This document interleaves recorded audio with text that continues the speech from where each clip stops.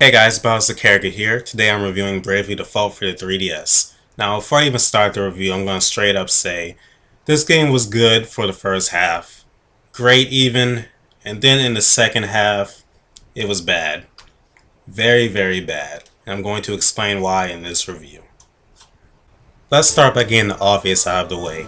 Bravely Default is a Final Fantasy game under a different name. It has the iconic Final Fantasy job system, Final Fantasy items, Final Fantasy spell names, the crystals, and more. Now this isn't a bad thing. It makes Bravely Default feel like an homage to the old school Final Fantasies that made the series popular. Now first, I want to talk a bit about the ins and outs of the game and all the things Bravely Default gets right, because it does a lot of things very well. I'll save the latter half of this review for the slew of problems that surface with this game after the first half. And trust me, there's quite a few.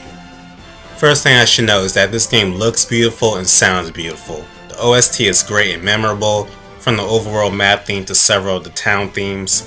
Also, from all the 3DS games I played, this is one of the couple games where I feel the 3D truly enhances the experience.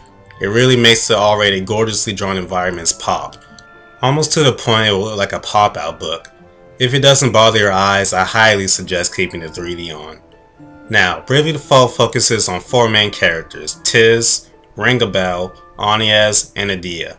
They're not extraordinary characters by any stretch of the imagination, but they're all tolerable. Although I really didn't care for Tiz or Aniez. Especially Aniez. Adia's a bit more likable due to her fiery personality, and Ringabel is pretty much the golden boy of the game. He has the most interesting backstory and some hilarious dialogue throughout the game. By themselves, the characters aren't anything special, but their interactions with each other is what you'll care about as they go on a journey to resurrect the four crystals. Now let's move on to the main focus and draw point of the game, the gameplay itself.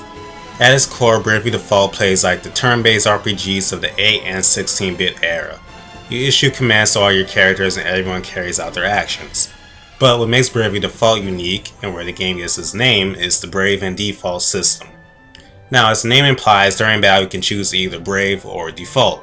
Default will make your character guard for a turn, reducing damage taken, and at the same time storing one Brave point. Before I explain what a Brave point is, let's talk about the Brave option itself. It allows your character to take multiple actions in one turn at the cost of losing those actions for the upcoming turns. Take 2 extra actions and that character sacrifices their next 2 turns. But this is where Brave points come into play. Like I said earlier, by defaulting, you store a Brave point. Have enough of these and you use them up instead of sacrificing future turns. It's a simple but very smart system that adds depth to the combat. Want to take out a group of enemies in one turn? Brave 4 times and defeat them in one fell swoop. Want your healer to revive someone, heal them, and use an offensive attack all at once? Store up Brave points and do it, and be ready to go in the very next turn. It's smart, it's fun, and it adds a twist to the classic turn-based format. Now the other big thing in this game is the job system. It's basically Final Fantasy V's job system on crack.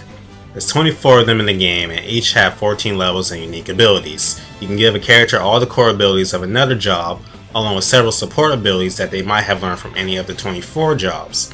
Combine this with 4 characters and you have lots of room to experiment and tackle bosses in whatever way you see fit. It doesn't even stop there though. If anyone on your friends list has Bravely Default, you can link their profile to a character and have full access to every single job level and ability they have.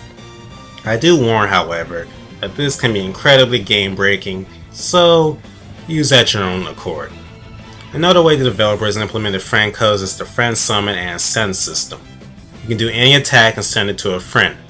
They can then summon your character and use your attack to aid them in battle. And obviously they can do the same for you. This can be a godsend in a tough boss battle if, let's say, your healer is knocked out and other characters are on the verge of being defeated. Speaking of bosses, most of them in this game are challenging. What's great is that they never feel cheap. Anytime I lost to a boss, it felt like it was because I made a bad call or should have had a different job on someone. Another thing I liked about the bosses is that they're how you get all your jobs, excluding the default freelancer. Like for example, you'll fight a white mage and get the white mage job as your reward. I much prefer it this way instead of picking up crystals off the floor like in Final Fantasy V. The game also makes things more convenient for you via options. You can speed up attack animations, lower or increase the encounter rate, and things of that nature. Now, as I said in my intro, the first half of this game is good. I couldn't put it down.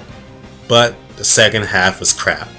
Now I'm going to try and be as vague as possible as I can about this as to avoid specific spoilers.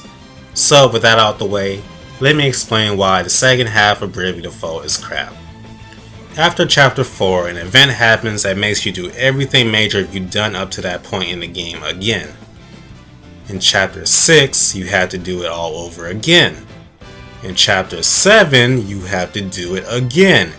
And guess what chapter 8 is? You guessed it, you have to do the exact same crap again.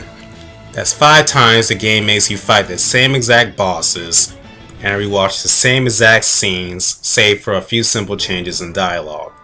And did I mention your characters become brain dead almost to the point of mental retardation? Not only do they do all these tasks numerous times without as much as batting an eyelash, but one character outright tells them who the real culprit is, and they actually have the audacity to act surprised when this major plot twist happens, even though it was literally thrown in their face a couple chapters ago. Chapters that were 100% unnecessary if they had just listened to the words of the character that told them. Now, this game has 2 endings, and the regular ending happens when you sort of take the character's advice and do something you've been warned not to do the whole game.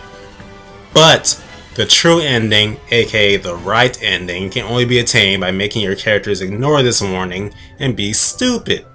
There's other moments that were just gaping with plot holes, but I can't divulge into them without getting into heavy spoiler territory. The only redeeming factor I could find in the second half of this game is that the final chapter throws a unique spin on optional boss battles. But that's really it. The latter half of this game is insulting to these characters and insulting to the player as well. I've watched numerous other reviews and I'm shocked and very disappointed that no one even bothers to mention this BS. I want to say I recommend this game, but only for people who have a high tolerance for the load of BS it throws at you in the second half.